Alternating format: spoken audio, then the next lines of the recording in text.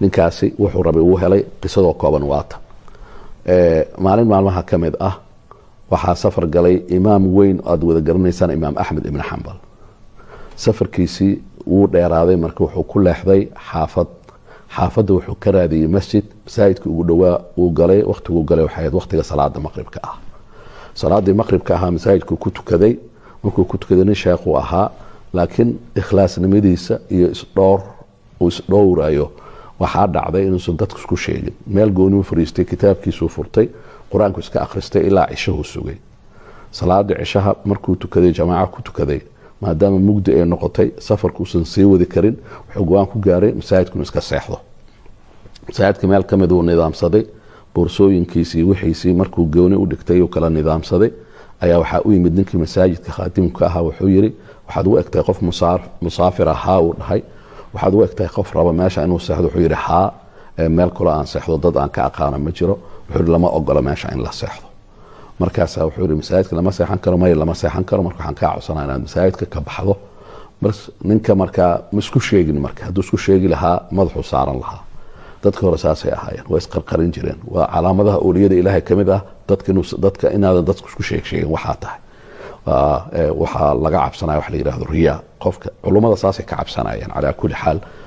wuxuu sameeyey alaabtiisu urursaday banaanka masaajidka laga soo galo gees ka mid ah masaajidka albaabka laga soo galayo geeskiisa meeshaasu xaarxaartay asoo dhiganaya marka ninkii isaga wuxuu ku mashquulsanaa albaabada kale inuu soo xirxiro dirishadii inuu soo xirxiro markii uu soo baxay ayaa wuxuu arkay sheekhii oo haddana dhinaci kale raba inuu jiifto markaasuu yidhi meeshaa maaragta inaad jiifato haa meeshaan lama ogola intaas kuma joojinin wuxuu sameeyey alaabtiisii isaga inuu soo jiiday foorno ku hor taalay masaajidka hortiisa meeshuu ku tuuray ninaa fiirinayay marka ninaa isha wuxuu ku hayay markuu albaabka ka soo baxay markuu sheekha meesha xarxaarinayay wuxuu fiirinayay ninkaas wuxuu rabay albaabka foornada inuu xiro waa salaada cishaa kadib uu foornada xiri jiray foorno iyo dukaan waayo isku dhex yaalo anaa foornooyinkii hore oo markaasi ceeshka iyo rootiga samayn jiray calaa kulli xaal ugu dambeyntii ninkii markuu arkay meesha in lagu soo tuuray ayaa wuxuu yidhi waxaad u egtaa qof musaafira markaasuu yidhi haa markaasaa wuxuu yidhi waxaad u egtaa qof aan haysan meel uu seexdo haa u dhaha meelaan haysta malahan oo aan seexdo wuxuu yidhi kaali soo gal foornadeyda gudaha u soo gal ama dukaankayga markaad soo gasho waxaan ku tusin doonaa meel gooni ah oo munaasab ah oo aad seexan karto waayuhuu dhahay wuu soo geliyey foornadii meel geesa oo nidaamsan boorsooyinkii wixiisuu u dhigay wuxuu yidhi waxaan kaa codsanayaa meeshaan wax yar inay igu sugto howl cajiini waxaasaan dhammaynayaa markaan dhammeeyo waxaan markaas meesha o dhan aan kaaga tegayaa intaas ka seexanaysaa markaas kadib waqtigii munaasabka ku ah ayaad bixi kartaa ama salaada fajirka masaajidka aadi kartaa waayuhuu dhahay sheekhii markuu isku sugay meeshuu fariistay marka wuxuu arkay ninkii cajiinka samaynayo oo ku celcelinayo astaqfirullah astaqfirullah astaqfirullah astaqfirullah astaqfirullah ilaahu ii dambi dhaaf ilaahu ii dambi dhaaf marka wuu wadaa marka hawshiisa xaggu aadaa waxbuu soo qaadanaya waxbuu isku toosinaya wuxuu dhammaystirayaa maba hadlaayo astaqfirullah astaqfirullah astaqfirullah astaqfirullah ninkii marka sheekhi waa soo istaagay waa u yimid wuxuu dhahay kelmadan aa ku celcelinay sidaa igu soo duuduulaysa astaqfirullah maa leedahay wuxuu yidhi haa astaqfirullah wuxuu yidhi sidaan ilaa goormaa samaynaysa ninkan waa caalim uu ogyahay waxa uu ku hadlayo uu dhahay wax weyn waayo markaasaa wuxuu yidhi nolosheedu dhan aan sameeyaa uu dhahay markaan shaqaynayo markaan wax gadaayo keliya maahine marka wuxuu dhahay intee jeeroo dhahdaa astaqfirullah maalintii nabiguna waa ogtihin wuxuu dhahay inii la astaqfiru 100 mara rasuulka alay salaam aw 70 toddobaatan jeer ama 100 jeer isagoo dembigiisa loo dhaafay ayaa wuxuu yidhi intaasoo 100 jeer maalintii ama 70 jeer ayaan ilaahay dembi dhaaf weydiistaa dembina ma lahayn waxay ku tusinaysaa intaasoo jeer marka la dhahayo in la badiyo marka wuxuu yidhi 100 ma akhrisaa may 100 waa ka badan tahay uu dhahay 1000 waa ka badan tahay markaas kadib wuxuu weydiiyey su-aal ah markaad akhristo astaqfirullah ilaahay wax ma weydiisataa markaasuu yidhi ha waxaan rabaa weydiistaa wuxuu yidhi ilaahay ma kuu jawaabaa markaasuu yidhi maba jiraba wax aan weydiistay maalintaasi oo ilaahay usan isiinin hal shay oo ilaahay iga soo daahiyo oo weli aan sugayo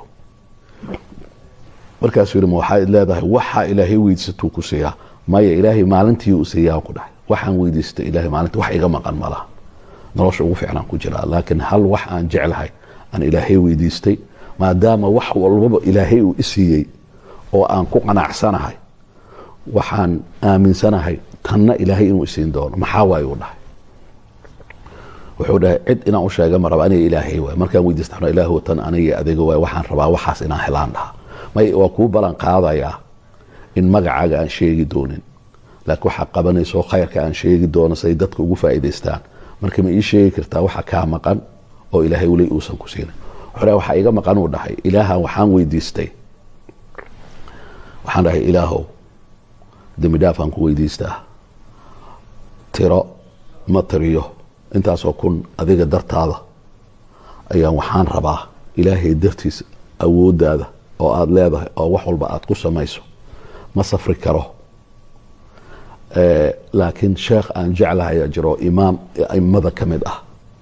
oo kutubtiisana aan akhristo ilaahu indhahayga iigu qabooji inaan arko isagoo nool sheekhaasoo ah imaam axmed ibnuxambal markuu dhahay imaam axmed ibnuxambal wuu ku soo booday sheekii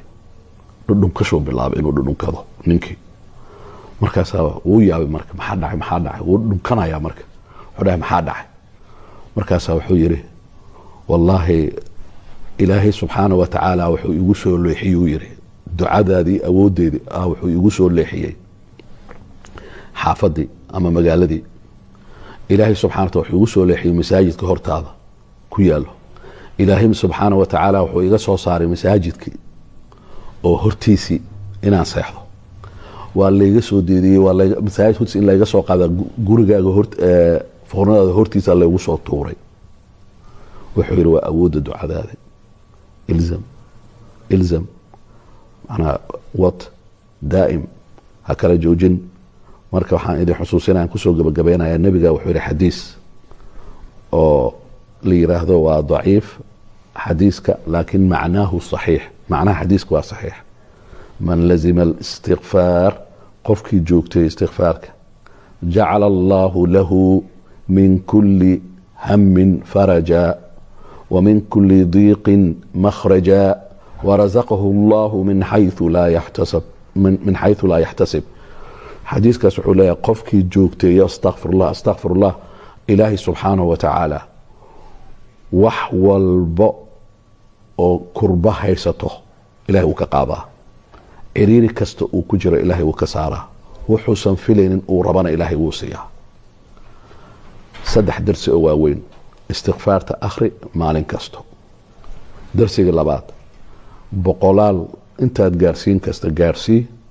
hadalka bini aadamka aad ku celcelin lahayd iyo waxyaalaha kale aad dhihi lahayd booskiisa waxaad ku bedeshaa istikfaarta 3 adigoo waxaad rabto qorshaystay ilaahay inaad weydiisato ilaahay weydiiso waxay doonta ahaato waad heli wasalaamu calaykum waraxmat ullaahi wabarakaatu